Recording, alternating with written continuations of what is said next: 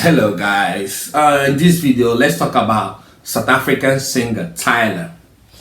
Why do black Americans hate Tyla so much? What did Tyla do? What can be done to fix this whole thing? Because yeah, okay, Tyla released a month ago. He released an album. He didn't. I think he sold like 4,000 copies in US. And people say it's because of what he said about being colored. That's the reason why he didn't want to identify as an African American or whatever. That's why they didn't support him. That he disrespected black Americans.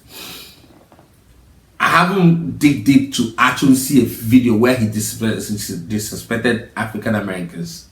The only video that I know is the one that he did at the Breakfast Club, and he talked about why he's colored. He's not black or white, he's colored. That thing is actually a thing. It's just that I keep saying if you don't travel, you will not understand things. You know, things might sound ignorant to you, but it's normal somewhere else. So it's not fault of her, and it's not the fault of people who are judging her either. I think it have to do with understanding that wasn't there.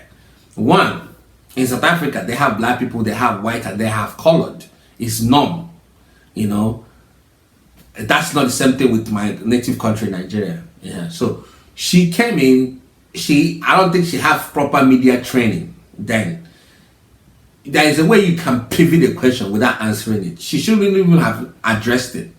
That's where I fault her. She shouldn't even address it. People, they are trying to make her choose sides, say who she. You know, and I feel like it was a tricky question because one, if she tried to identify to black Americans or black, struggle, racism, all those things, she will come out looking fake and phony. If you're not part of something, you're not part of the culture. You just want to promote your music. People still vibe with you. Just be honest. So she was honest, but her honest was too raw and unedited, and some people. It was too much for people. America is a very sensitive country when it comes to things like that. So I'm not defending her. I'm not trying to defend her. I'm talking from somebody who understands both words, both South Africa and the United States of America. So she shouldn't have even addressed it. She would have danced around it. Get media training, dance around it, and then things will be cool. So on that interview is where I think some people are, because they start calling her African Opti or whatever. There's a lot of names people are calling her for. So back to her low record sales.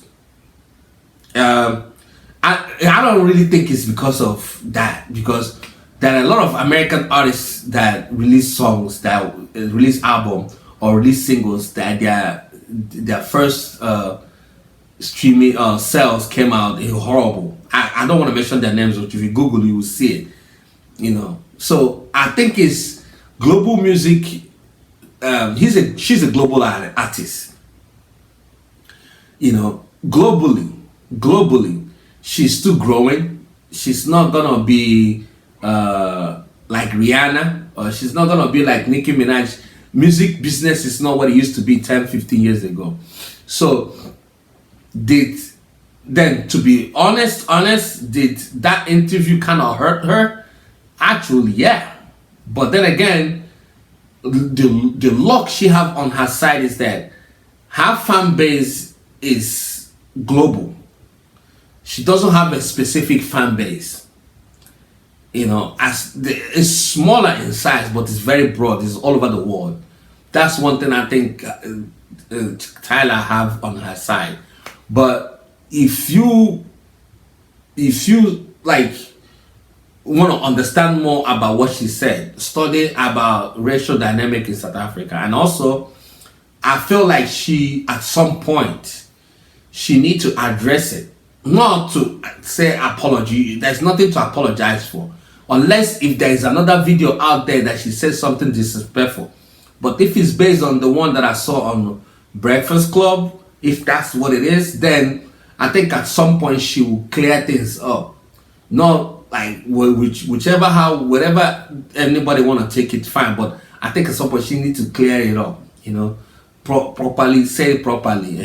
So that's one thing I want to talk about Tyla. And then if you that is watching, if there's anything you think that she said that I haven't, because as much as you say I'm gonna research about this before I talk about it, as much research you can do, even the most, sometimes you miss things. So if you know there is something that she said that is verifiable, you let me know, because I posted a video about Cynthia Erivo trying to do Shaka Khan, you know, and I gave my honest opinion about that. I think you guys start telling me the rift that she have with the community, Black American community and all that stuff, which I don't know anything about. So in this case, it's similar to Tyla. So now I'm saying this, if you have some sort of a video or proof that she says something ABC, let me know in the comment section, and then let's have a healthy conversation. And I genuinely believe that at some point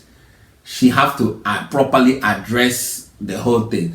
Her avoiding interviews will not gonna help her in the long run. If you want to have a long music career, you need America on your side. You know, she should learn from Nigerian artists that are doing well in America, like Thames, like Aristara, like Davido, Wizkid, all those Nigerian artists that have been doing so well in America for more than 10 years now. And Black American community, every community is welcome. She should learn a thing or two from them. But regardless, you know, what she said about colors and all that stuff is right. But as I said in the beginning of the video, she's doing what it well. You know, then it feels like she's trying to act special, or she's a confident African. She has a very sort of an African confidence that people can seem like an ignorant or being arrogant. You know, I'm not defending her, but I'm trying to give you an insight on how this whole thing is in reality. So yeah, let me know in the comment section what you think, whatever she said that I don't know, because as I said, I might not know everything. So and let's talk about it. All right, if you have watched up to this point, thank you for watching. See you guys on the next one. Bye.